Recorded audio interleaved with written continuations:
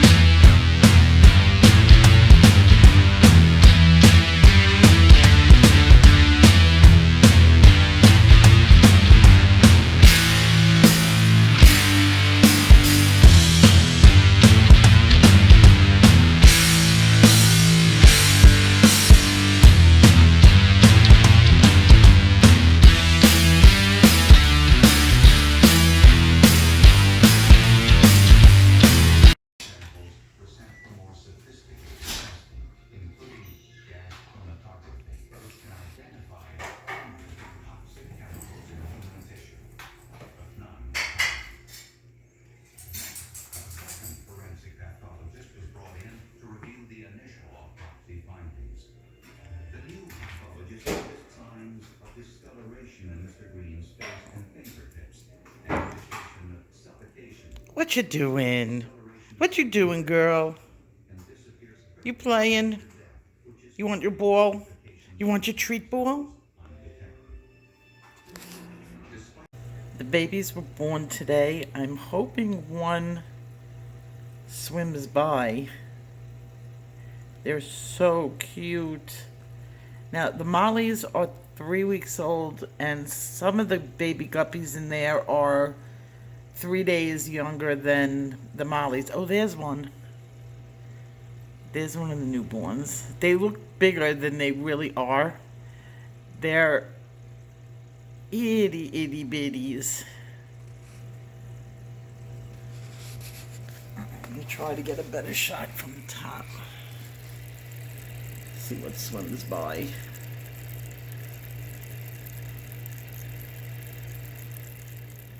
It turned out to be nothing more than just like a tiny cold. She feels fine now, so she says, but she's now in quarantine. She is not allowed out of her room.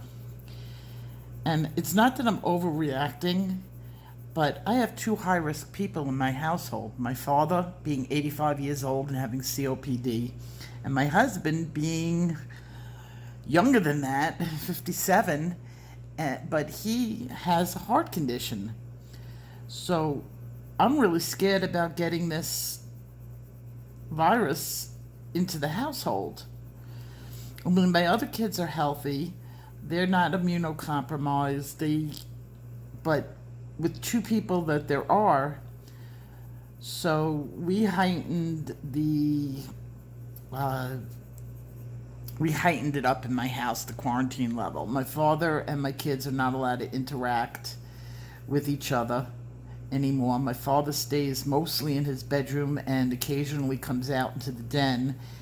If my kids come down, my father's got to go in his room.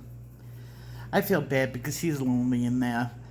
I know he doesn't like it, and especially today he caught a virus on his computer, and my husband had to work on his computer, and then that took that away, so all he had was his television in there. And then my husband decided he was going to run a defrag on his computer because it's been forever, and apparently my father does not know how to purge the trash, and there were 5,000 files in his trash can. So my father had to my husband had to do all that to the computer, which left him without a computer most of the day, and quite bored. So my daughter is fine. She has no fever. She's feeling okay. And that was just like our little scare, and to heighten it up a bit. So now we have a hand washing station at the staircase that they're not supposed to come up and down the stairs without using. Eventually my hand sanitizer is gonna, we're gonna run out. We don't have much. We have one bottle of it, like a pump bottle, and then a bunch of tiny, pocketbook ones. So that's gonna run out real quick, and it's not like you can get more. But for now, that's what we're doing. And my daughter is bound to her room. But, that kids don't understand. Like, I was watching television today and watching the kids. Finally, in Florida, they closed the beach. I've done about 3 layers on this side. Once you do your first layer, you change your direction. I forgot to mention that. Like, the last direction that I worked on was this way. And you can see fine little lines. Now, if you take another pencil for another layer and you go in a circular motion, so you do one layer going this way, one layer going this way, and then a third layer, you do fine little fine little circles, it smooths it out. So if you do get like a line like this is a harder line, you can usually get that out if you work at it. So we're on layer 2 with this, and layer 1 over here. But when I'm done, you won't be able to see the line. I'm going to jagger this. And then when all is said and done, I will use my marker, my blending marker on it. It's very hard to get a smooth background in a large space. You can do it in a smaller space, but not so big. And I'm using very, very fine layers. Like, as you can see, you can hardly see.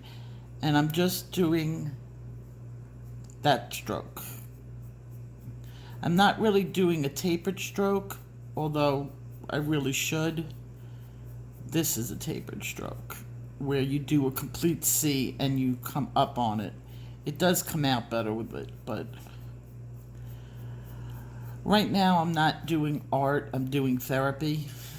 Like, trying to keep my nerves down. That's what I love about coloring. Sometimes it's just what it is.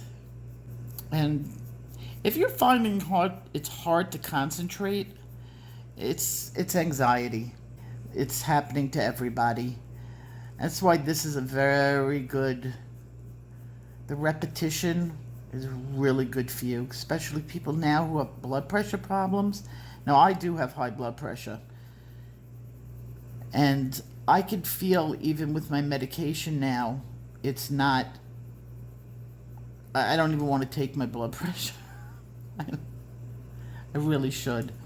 My husband actually had to go to the doctor yesterday, and I was a little bit worried about that, with him being in a doctor's office. It wasn't a big deal appointment, but they watch him pretty carefully because of his heart.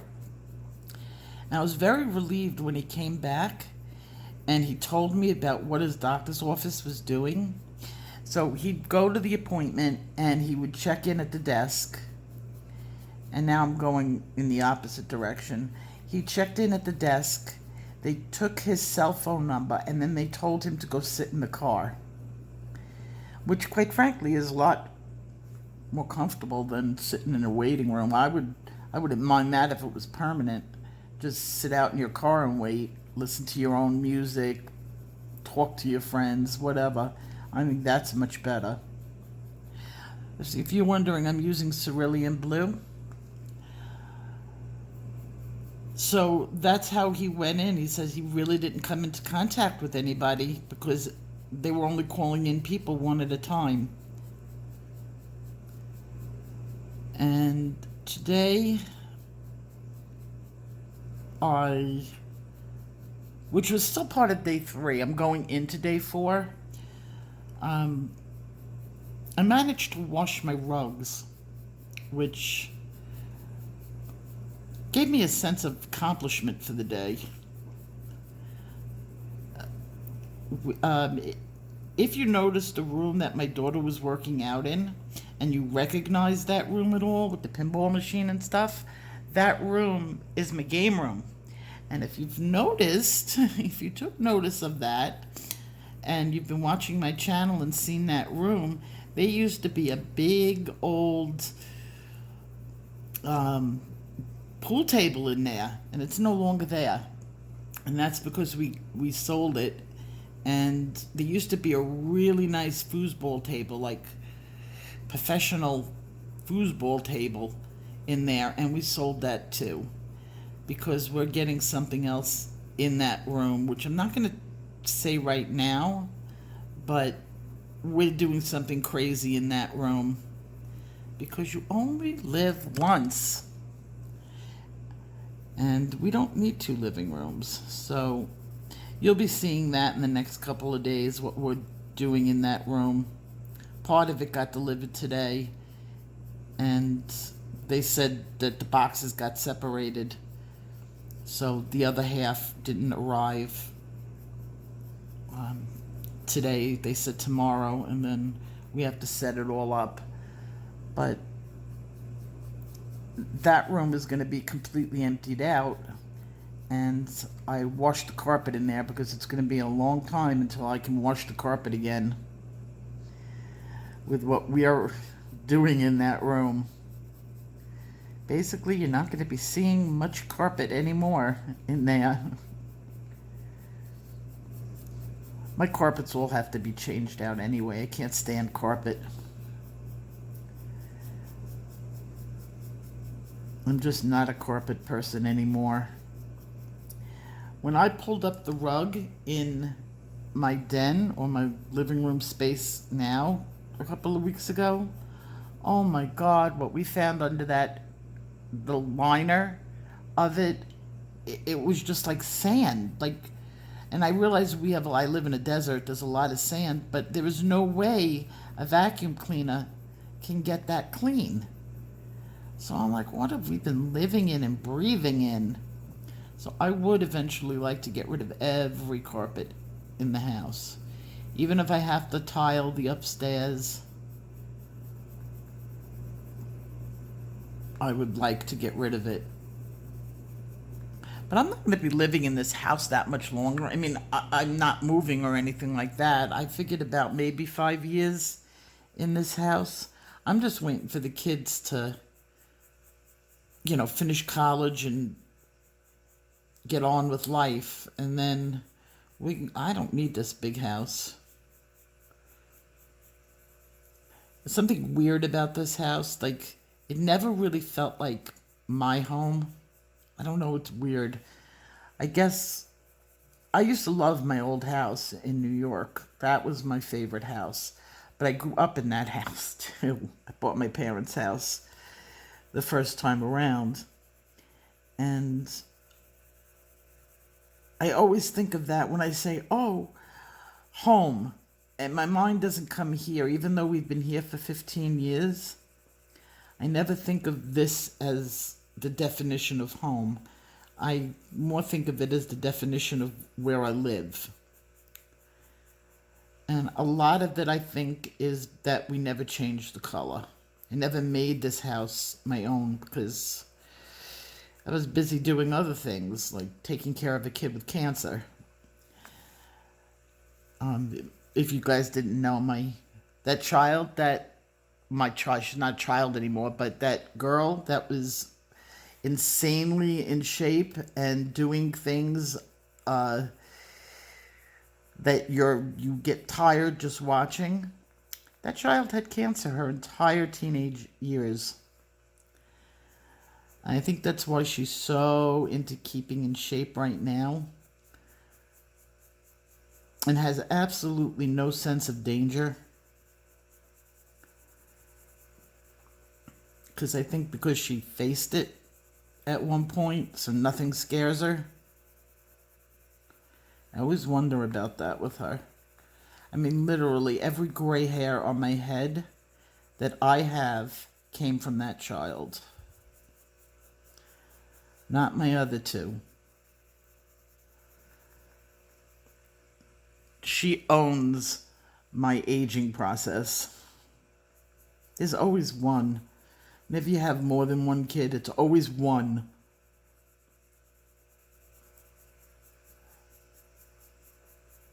But, so I was saying, like, I was watching, it was on the internet, Spring Break. Those kids are idiots. I'm sorry, if you are sitting on the beach in a pandemic saying, it's your right to party, I'm sorry, you're an idiot. It was just unbelievable. I'm so glad that they finally shut the beaches.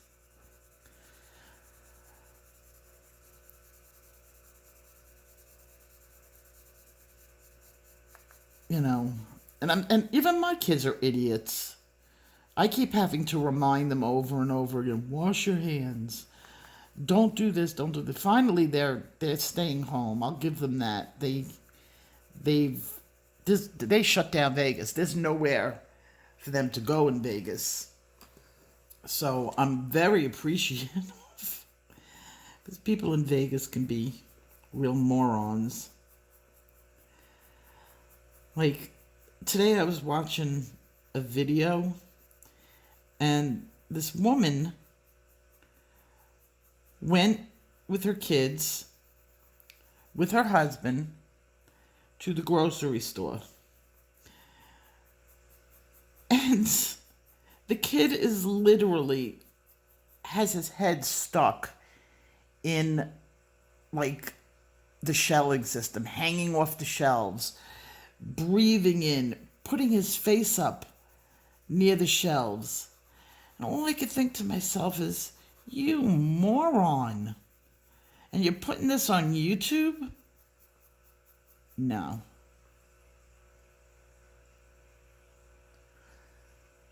I don't think so. Well, I'm 16 minutes into coloring here. My hand actually feels pretty good. I could probably go for a little while more, but this video is getting long. And I know this is just the boring stuff. But honestly, sometimes when it comes to coloring, it's this repetitious, boring stuff that you're looking for.